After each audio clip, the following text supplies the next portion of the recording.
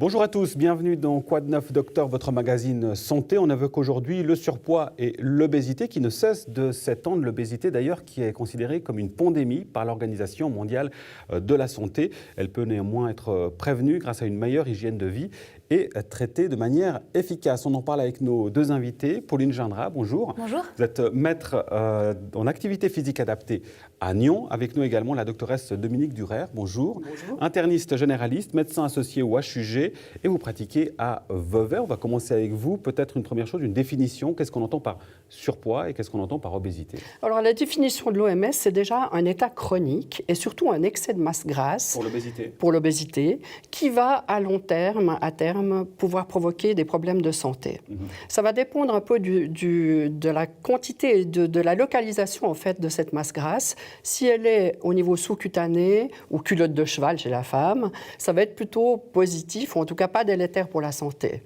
Chez l'homme ou chez la femme à partir de la ménopause, on va avoir une accumulation de graisse plutôt intraviscérale dans le ventre, c'est l'obésité genre pomme, et celle-là va provoquer une résistance à l'insuline et aussi des risques de développer du diabète et des problèmes cardiovasculaires. Mais quelle est la différence entre quelqu'un qui est en surpoids et quelqu'un qui est obèse? Il y a un seuil? Alors, oui, il y a un seuil. On peut soit prendre la définition en fait, de l'excès de graisse, on peut la mesurer, c'est 10 à 20%, c'est normal, c'est quand même, c'est quand même assez large chez l'homme, 20 à 30% chez la femme. À partir de 25% chez l'homme, c'est l'obésité, à partir de 35% chez la femme, c'est l'obésité, mais c'est un peu difficile de mesurer cet excès de masse grasse, donc on emploie souvent l'index de masse corporelle ou Body Mass Index, BMI ou IMC. Et là, 18,5 à 25, c'est considéré la norme. De 25 à 30, c'est le surpoids. Et à partir de 30, c'est l'obésité. Donc pour une femme, par exemple, d'1,65 m, si elle pèse 70 kg, elle sera juste, elle commencera à être en surpoids avec un index de masse corporelle vers 25, un peu plus. Et si elle a 82 kg, elle commencera à être dans l'obésité. Alors vous travaillez toutes les deux avec des jeunes, des adolescents en particulier. Pauline Gindra, vous accueillez ces adolescents dans le cadre de ces cours d'activité physique. Quand vous les recevez, quel constat vous faites en termes de causes liées à l'obésité? Alors déjà, c'est des enfants qui viennent avec la peur au ventre, parce que pour eux, le sport, il y a un côté stigmatisant qu'ils expérimentent à l'école. C'est tout souvent les derniers à être choisis dans les équipes. C'est les derniers à faire les tours de terrain, c'est les derniers partout en fait en sport. Donc quand ils arrivent chez nous, ils ont peur, ils sont pas rassurés. Donc on essaie de créer un environnement où ils se sentent en sécurité et où ils peuvent réapprendre le plaisir du mouvement. Et justement, on va aller à la rencontre de deux de ces jeunes qui ont suivi un cours d'activité physique. Ça se passe à Vevey. C'est un sujet signé Joël Brunner avec Andrea Braslepo.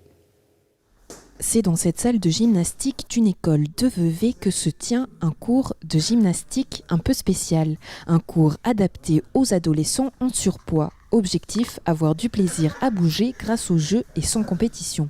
En fait, ça leur sert à comprendre qu'on peut faire du mouvement tout en ayant du plaisir. Et ça ne veut pas dire faire du sport. On peut toujours bouger en faisant autre chose.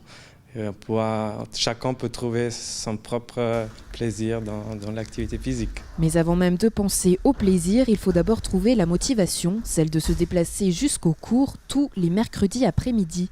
Et les premières fois peuvent être difficiles. Alors le premier jour, quand on joue des nouveaux élèves, c'est un peu comme ça, mais après on a l'habitude et puis après ça va. Après on devient amis et puis c'est très simple. Au début, c'était un peu compliqué de venir parce qu'on m'avait proposé ce cours. Mais après, quand on commence 2-3 fois, je pense qu'on vient plus aisément et c'est plus facile. Tant Marina que Clement exercent une autre activité sportive. Le foot pour elle, le karaté pour lui, à raison d'une fois par semaine.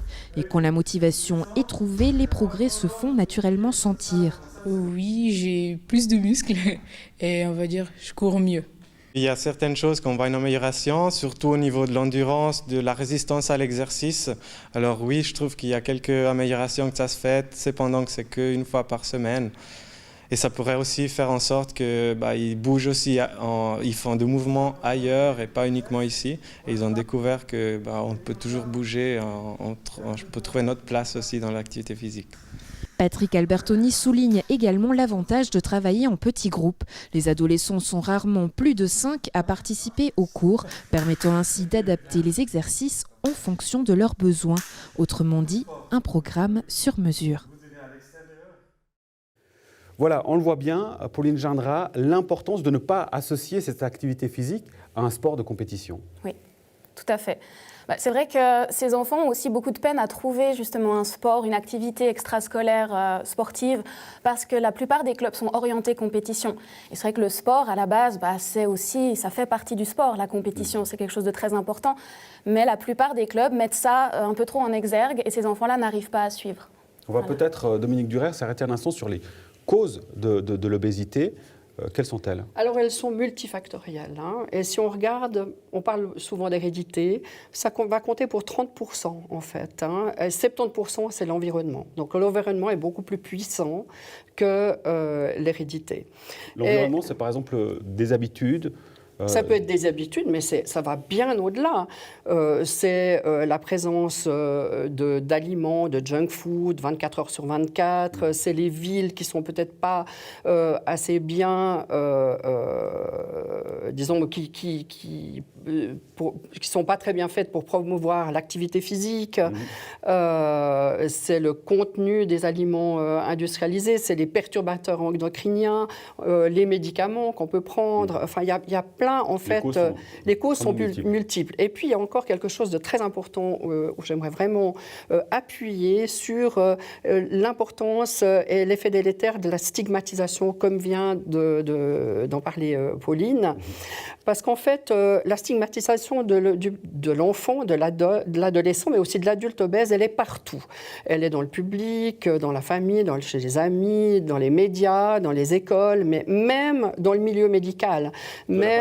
De la part des médecins, des assistantes médicales, des psychologues, des diététiciennes, et même des spécialistes de l'obésité. Il y a des préjugés.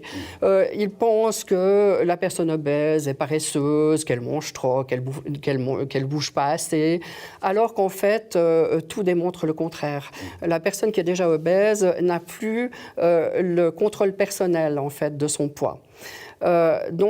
Et cette stigmatisation peut avoir des effets extrêmement délétères, comme une augmentation de la dépression, des troubles du comportement alimentaire, une diminution de l'activité physique et même l'évitement de la prise en charge par le médecin, parce que ça fait tellement souffrir le patient qu'il ne va pas retourner en fait voir son médecin. Donc c'est très important qu'on puisse faire quelque chose contre cette stigmatisation, et il y a déjà quelques pistes. L'environnement est important, vous nous le dites. Le rôle, évidemment, des parents concernant les enfants qui est extrêmement important. Et puis des éléments de comportement. Pauline Gindra, vous me disiez, l'habitude d'être face à des écrans, la multiplication des écrans, c'est un vrai problème. Oui, en effet, c'est un vrai problème parce que le but pour avoir une hygiène de vie saine, c'est de bouger. Un enfant est censé bouger 60 minutes par jour. On remarque à l'heure actuelle que les enfants, ils rentrent de l'école, ils se mettent devant les écrans. Donc, ils ne bougent pas. Donc, on diminue en fait l'activité physique, ce qui augmente la prise de poids. Donc, si on diminue les écrans, ils vont automatiquement d'eux-mêmes avoir envie de bouger, avoir envie de jouer. Voilà. L'importance de bouger, d'avoir une activité physique. Dans les traitements, Dominique Durer, on parle souvent, quand on parle de surpoids ou d'obésité, des régimes. Et ça, alors, les régimes font grossir.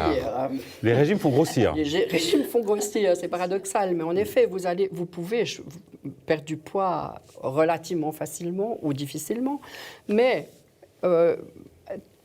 pratiquement 98% des personnes vont reprendre du poids, même ceux qui ont l'effet yo-yo. Et après, chaque fois, quand vous allez reprendre du poids, vous allez reprendre plus de graisse. Et quand vous allez perdre du poids, plus le régime est restrictif et plus vous allez perdre de la masse musculaire. Mais alors, quelle solution? Au-delà de l'activité physique, des changements de comportement? C'est très important. Donc, en fait, ce qu'il faut, c'est réapprendre à manger en pleine conscience. Donc, faire attention à ces sensations de faim et de satiété. À la moitié de l'assiette, se demander si on a encore faim.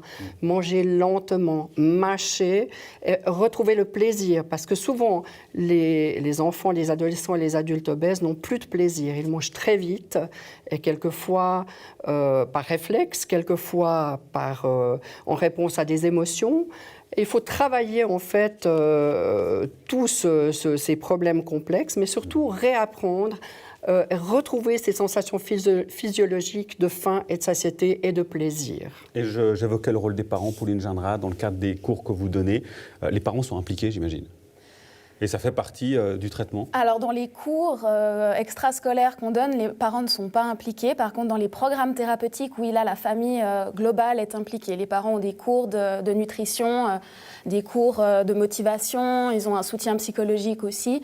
Donc là, toute la famille est prise en charge, en fait. Et c'est que comme ça qu'on peut faire changer, parce que l'enfant, c'est pas lui qui fait les courses, c'est pas lui qui fait à manger, c'est pas lui qui décide de ce qu'il y a dans les placards. Donc lui, il subit quelque part. Donc éduquer les parents, c'est aider les enfants. Est-ce que c'est juste de dire, Dominique Durer, que dans les cas des enfants où il y a des cas d'obésité ou de surpoids, c'est le cas aussi parfois, peut-être même généralement, chez les parents? Alors c'est vrai qu'on trouve, par exemple, si vous regardez les familles, si les deux parents sont minces, l'enfant n'aura que 10% de risque de devenir obèse. Si un parent est obèse, il aura 40% environ de risque de devenir obèse, et deux parents, c'est 80%. Donc c'est vrai qu'il y a non seulement la part génétique, mais aussi la part du comportement, en fait, à la maison, du style d'alimentation, de l'inactivité physique. C'est clair, c'est aussi un style de vie et il faudra travailler, bien sûr, avec les parents.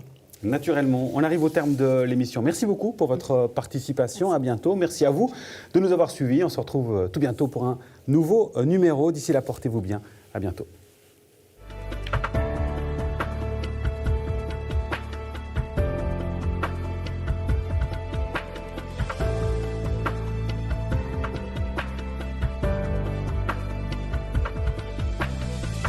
Cette émission est soutenue par le réseau Delta, qui rassemble 600 médecins de famille en Suisse romande.